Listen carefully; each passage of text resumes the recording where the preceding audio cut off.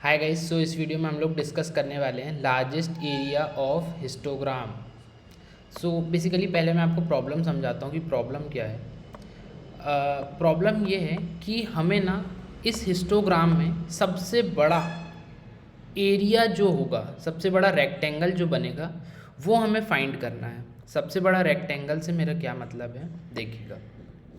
सबसे पहले तो हम एक अजम्पशन लेते हैं कि जितने भी हिस्टोग्राम है ना सारे वन विड्थ के हैं। ये सबकी विड्थ कितनी है? 1। अब देखिएगा, अगर मैं इस वाले रेक्टेंगल की बात करूँ 6, तो ये कितना है उसका बनेगा 6 इंटू 1 हाइट का।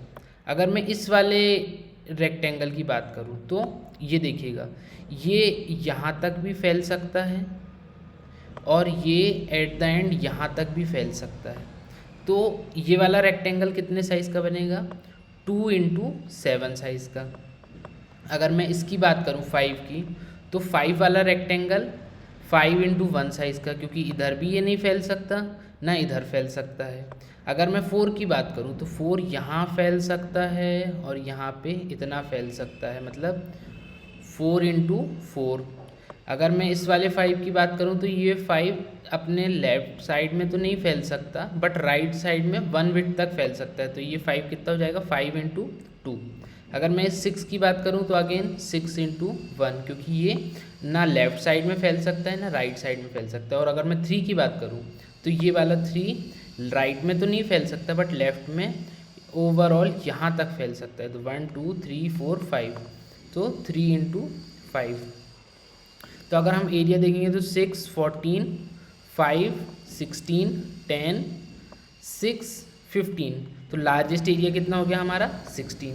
तो हमारा आंसर कितना हो जाएगा? 16। तो ये है हमारी प्रॉब्लम।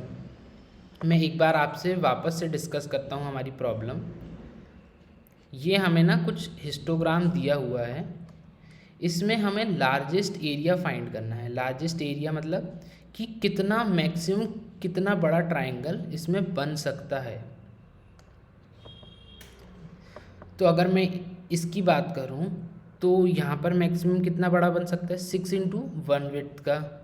अगर मैं इसकी बात करूं तो ये कितना बन सकता है? ये ओवरऑल इधर भी फैल सकता है, ये ओवरऑल यहाँ तक फैल सकता है। तो 2 इंटू 7 विड्थ का बन सकता है। ये बनेगा 5 इंटू 1 विड्थ का। ये बनेगा 4, ये तो इसकी हाइट हो गई, बट ये इधर कितना फैल सकता है? ये इधर 1 फैल सकता है, इधर 2 फैल सकता है। ओवरऑल 4 इंटू 4 का बनेगा। ये वाला 5 अपने लेफ्ट साइड तो नहीं फैल सकता, बट राइट साइड फैल सकता है। तो ये कितना बनेगा? 5 इंटू 2 का। 6 ना लेफ्ट में फैल सकता है ना राइट में। और 3 जो है वो राइट में तो नहीं फैल सकता, बट लेफ्ट में 1 2 3 4 और ये 5 इंटू 5। तो हमने देखे थे सबसे बड़ा एरिया जो आया था हमारा, ये आया था 16। तो यही हमारा आंसर था। तो आई होप आपको प्रॉब्लम समझ में आई होगी। अब हम देखते हैं कि इसे सॉल्व कैसे करना है। ठीक है, सॉल्व कैसे करना है। तो सॉल्व करने के लिए ना कुछ नहीं, बहुत आसान है ये। देखिएगा, मुझे अगर किसी भी, जैसे मैं 4 की बात करूँ, मुझे अगर इस बार की लेफ़्ट में ये पता चल जाए कि कितने ऐसे बार चार्ट हैं जो इससे बड़ी हाइट के हैं, और राइट साइड में कितने ऐसे बार चार्ट हैं जो इससे बड़ी हाइट के हैं। तो अगर मैं लेफ़्ट साइड में देखूँगा तो 1 है, और राइट साइड में देखूँगा तो 1 और ये 1 2। तो टोटल मुझे लेफ़्ट में 1 मिला, राइट में 2 मिले, और ये खुद 4। तो टोटल मेरे पास 4 ऐसे बार चार्ट हैं कंजिक्यूटिव जो इसकी हाइट को मैच करते हैं। तो मुझे वो फाइंड करना है। या मैं दूसरे शब्दों में कहूँ तो मुझे लेफ़्ट बाउंड्री और राइट बाउंड्री फाइंड करना है। लेफ़्ट बाउंड्री और राइट बाउंड्री कैसे? देखिएगा, ये 0th इंडेक्स, ये 1st 2nd 3rd 4th 5th 6th index. ठीक है, अगर मैं 4 की बात करूँ तो 4 की लेफ़्ट बाउंड्री कितनी है? 4 की लेफ़्ट बाउंड्री है 1, और 4 की राइट बाउंड्री कितनी है? 5। अब देखिए, अगर मैं 5 माइनस 1 करूँगा तो मुझे कितना मिलेगा? 4। बिल्कुल। तो जो मेरी राइट बाउंड्री है और लेफ़्ट बाउंड्री अगर मुझे हर एक हिस्टोग्राम की मिल गई तो मुझे सिंपली क्या करना रहेगा? मुझे left boundary, sorry right boundary minus left boundary, इससे मेरी विड्थ आ गई। और हाइट तो मुझे पता ही है, हाइट कितनी है मेरी, हाइट इज़ इक्वल टू 4। तो इससे मैं एरिया निकाल लूँगा हर किसी का। जब मैंने हर किसी का एरिया निकाल लिया तो मैं कंपेयर कर लूँगा। अब देखिए, अगर मैं इसे एरे से करने जाऊँगा तो of course big of N square में सॉल्व होगा, उससे कम में नहीं हो सकता। बट अगर मैं स्टैक से करने जाऊँगा तो हमने मोस्ट ऑफ द टाइम्स देखें कि हमने बिग ऑफ एन में सॉल्व करें लास्ट, और इस प्रॉब्लम को सॉल्व करने के लिए हमें लास्ट प्रॉब्लम्स की ही ज़रूरत पड़ेगी। तो हमें मतलब कि जो हमने स्टॉक स्पैन वाला प्रॉब्लम सॉल्व किया था, अगर आपने वो नहीं देखी हो ना तो मैं सजेस्ट करूँगा कि पहले वो देख के आइए, तो इसकी आपको ज़्यादा अच्छी अंडरस्टैंडिंग मिलेगी। तो अब हम एक बार हमारा गोल क्लियर कर लेते हैं। हमारा गोल क्या है? हमारा गोल ये है कि हमें हर एक इंडेक्स के लिए, या यूँ कहूँ हर एक बार के लिए उसकी लेफ़्ट बाउंड्री निकालना है और उसकी राइट बाउंड्री निकालना है। ये हमारा मेजर टास्क है, फिर हमें कुछ नहीं करना है। फिर हमारा काम बहुत आसान है, राइट बाउंड्री में से लेफ़्ट बाउंड्री को सब्ट्रैक्ट करेंगे और जो आंसर आएगा उसको बार की हाइट से मल्टीप्लाई कर देंगे, तो हमारे को उसकी हाइट एरिया मिल जाएगा टोटल। ठीक है जी, तो चलिए इसका कोड करते हैं। यहाँ पर मैंने इनपुट ले रखा है एक एरे। तो सबसे पहले मैं क्या करता हूँ, एक एरे बनाता हूँ। Right boundary is equal to new int, assume कर लीजिए कि ये राइट बाउंड्री वाले एरे में ना सारे एरेज की, सारे बार्स की राइट बाउंड्री है। जैसे कि 4 की राइट बाउंड्री कितनी है, 5, 5 की राइट बाउंड्री कितनी है, 5, 6 की राइट बाउंड्री 5 है। तो अज्यूम कर लीजिए कि सारे उसकी राइट बाउंड्री हमने मिल गई इसमें। और एक दूसरा एरे बनाता हूँ लेफ़्ट बाउंड्री का, जिसमें आप ये अज्यूम करिए कि हमें इसमें सबकी लेफ़्ट बाउंड्री मिल गई। अगर मेरे पास सबकी लेफ़्ट बाउंड्री है तो मैं क्या करूँगा, for int I equal to 0, I less than A R R dot length I plus plus. देखिएगा, int max area is equal to 0। ठीक है, अब देखिए मैंने विड्थ निकालना है मुझे। Int width is equal to right boundary minus left boundary minus 1। हाँ, एक और चीज़, अब ये मैंने -1 क्यों करा मैं आपको वो बताता हूँ। आई होगा ऑफ आई, देखिएगा अब ये जैसे 2 है, ठीक है 2 है, तो 2 एट द एंड यहाँ तक भी फैल सकता है और एट द एंड यहाँ तक भी फैल सकता है। तो उसकी जो बाउंड्री होगी वो पूरी लास्ट तक होगी और स्टार्टिंग में स्टार्ट से होगी। तो आप ये समझ लीजिए कि जिसकी अगर राइट बाउंड्री नहीं है, जो सबसे छोटा एलिमेंट है जिसकी राइट बाउंड्री नहीं मिल रही है, अगर किसी की राइट बाउंड्री नहीं मिल रही है कि नहीं इससे छोटा कोई है ही नहीं, तो उसकी आप इंडेक्स मान लीजिए। इंडेक्स जो रहेगी वो उसकी राइट बाउंड्री रहेगी। और अगर किसी एलिमेंट की लेफ़्ट बाउंड्री नहीं मिल रही है, ये अजम्पशन है, ये आपको समझ में आएगा कि हमने क्यों अज्यूम करें, तो उसकी आप मान लीजिए -1 क्यों मान लीजिए, ऐसा समझिए कि इसके बाद ना यहाँ पे एक बहुत बड़ी खाई है इधर भी, तो इससे छोटा अब कुछ मिल ही नहीं सकता। तो यहाँ हो गया -1 और यहाँ हो गया 7। तो अगर जिसकी राइट बाउंड्री नहीं है, जैसे 3 की राइट बाउंड्री नहीं है, तो वो 3 की राइट बाउंड्री कितनी हो जाएगी, 7। जैसे 2 की राइट बाउंड्री हमें नहीं मिल रही है, 2 से कोई छोटा नहीं है, तो उसकी राइट बाउंड्री कितनी हो जाएगी, 7। सिमिलरली यहाँ पर 6 की लेफ़्ट बाउंड्री नहीं मिल रही है हमें, तो 6 की लेफ़्ट बाउंड्री कितनी हो जाएगी, -1। और अगर 2 की बात करूँ तो सिमिलरली 2 की भी लेफ़्ट बाउंड्री नहीं मिली हमें, तो कितनी हो जाएगी, -1। बाउंड्री से मेरा मतलब है कि किस स्टेज पर उससे छोटा एलिमेंट आने वाला है। जैसे 5 के लिए ये 2 आ गया तो ये उसकी बाउंड्री हो गई। जैसे 6 के लिए राइट साइड में ये आ गया तो यहीं पर इसकी बाउंड्री हो गई, तो ये उसकी बाउंड्री है। तो चलिए ये हमें right boundary minus left boundary -1 करने से हमें उसकी विड्थ मिल जाएगी। अब मैंने -1 क्यों करा, एक बार वो और देख लीजिए। जैसे मैं यहाँ पर अगर 6 उसकी बात करूँ तो 0 1 2 3 4 5 6, इसकी लेंथ कितनी है, 7। तो अगर मुझे 7 की राइट बाउंड्री देखना है तो मैं कैसे देखूँगा, सॉरी 2, अगर मैं इस वाली बार की बात करूँ तो मुझे अगर इसकी विड्थ देखना है तो कैसे देखूँगा मैं, इसकी तो राइट बाउंड्री 7 हो गई माइनस, और लेफ़्ट बाउंड्री कितनी है, लेफ़्ट बाउंड्री भी नहीं मिली थी तो -1 -1, तो कितना हो जाएगा 7 + 1 - 1, तो ये कट जाएगा और कितना जाएगा 7, इसलिए ये मैंने -1 कर रहा हूँ। आई होप आपको समझ में आया होगा। अब जब मेरे पास विड्थ आ गई तो एरिया कितना हो जाएगा, इफ़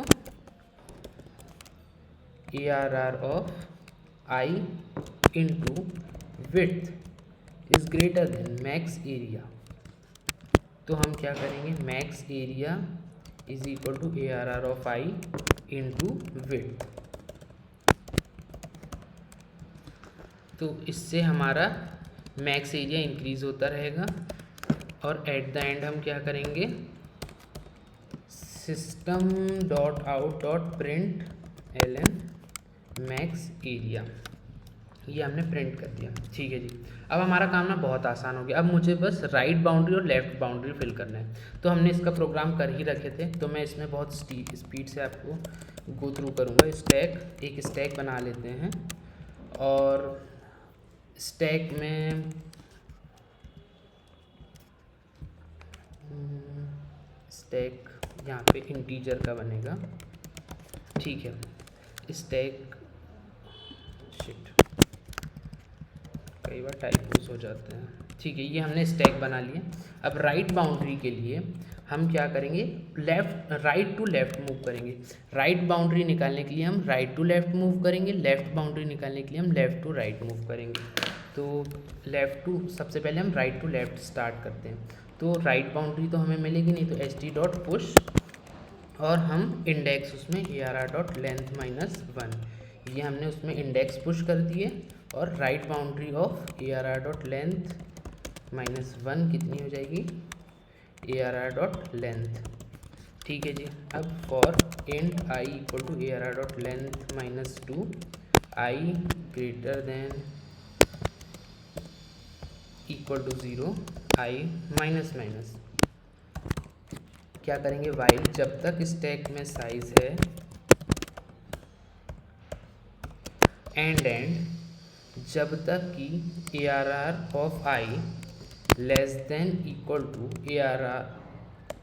ARR ऑफ st.peak, जो पीक पर इंडेक्स पड़ा है जब तक उससे छोटा है हम क्या करेंगे, पॉप करेंगे और एट द एंड क्या करेंगे, हम चेक करेंगे। अगर उसका साइज़ ग्रेटर देन 0 है या यूँ कहूँ 0 हो गया तो फिर उसकी राइट बाउंड्री हमें नहीं मिली, और जब राइट बाउंड्री नहीं मिलती है तो हम क्या करते हैं, ARR.length डाल देते हैं उसमें। नहीं तो राइट बाउंड्री ऑफ I कितनी हो जाएगी, st.peak, जो पीक पर पड़ा हुआ है वो उसकी राइट बाउंड्री हो जाएगी। और आखिरी में उसे पुश करना ना भूलें, पुश I। ठीक है, सिमिलरली अब हम लेफ़्ट बाउंड्री की बात करते हैं। तो लेफ़्ट बाउंड्री के लिए मैं वापस से अपना स्टैक इनिशियलाइज़ करता हूँ और उसमें हम लेफ़्ट बाउंड्री के लिए, अब हमने लेफ़्ट से स्टार्ट कर रहे हैं, तो ये देखिए लेफ़्ट से स्टार्ट कर रहे थे तो इसकी तो हमेशा लेफ़्ट बाउंड्री नहीं रहेगी, तो इसकी लेफ़्ट बाउंड्री हमेशा इस वाले इंडेक्स की -1 रहेगी और इस वाले रेक्टेंगल के लिए राइट बाउंड्री हमेशा 7 रहेगी। तो हमने इसीलिए यहाँ पर इसकी राइट बाउंड्री को एज अ 7 इनिशियलाइज़ करे थे और इसकी लेफ़्ट बाउंड्री को हम एज अ 0 इनिशियलाइज़ कर रहे हैं। 0 = 0, सॉरी -1। ठीक है, अब वापस से हम लूप कर लेते हैं 1 I less then ARR.length I plus while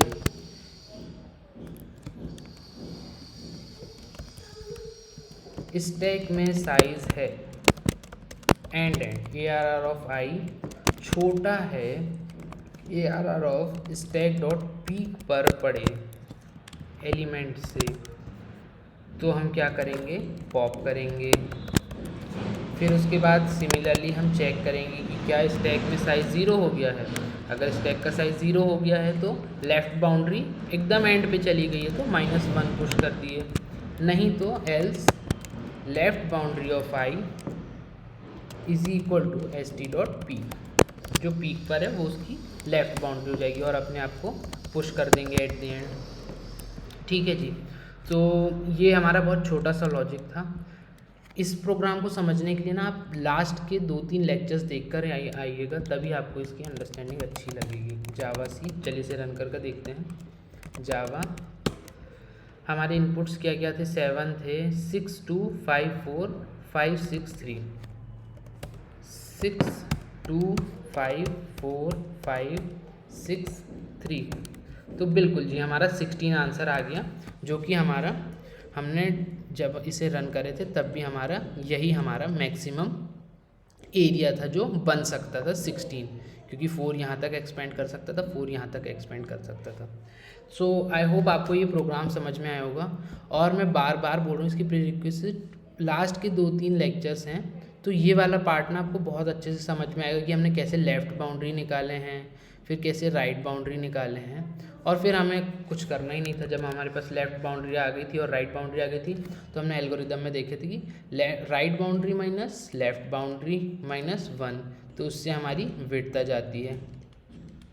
तो विड्थ आ गई और हाइट तो हमारे पास ऑलरेडी है ही, तो W into H is equal to area. ये हमने प्लस टू क्या बोल रहा हूँ मैं, 4th-5th स्टैंडर्ड में ही पढ़ते हैं हम लोग। तो सो इस वीडियो के लिए इतना ही। ये बहुत ही प्यारा क्वेश्चन था, मतलब आपने जितने भी अभी तक कंसेप्ट पढ़े होंगे इस टाइप के, ये सबको मेमोराइज कर देता है। तो इस वाले प्रोग्राम को ना अगर आप जब तक समझ में नहीं आएगा तब तक इसे बार बार रिपीटेडली देखिएगा, तो आपको ना इस टाइप की और अच्छी अंडरस्टैंडिंग लगेगी।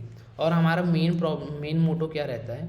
हमारा मेन मोटो ये नहीं रहता कि हम प्रॉब्लम सॉल्व करें, हमारा मेन मोटो ये रहता है कि हम प्रॉब्लम को किस तरीके से सॉल्व कर रहे हैं, कितनी अच्छी उसकी अंडरस्टैंडिंग लग रही है और कितने अच्छे से हम उसे समझ के कर रहे हैं। तो हमारे पास ना क्वालिटी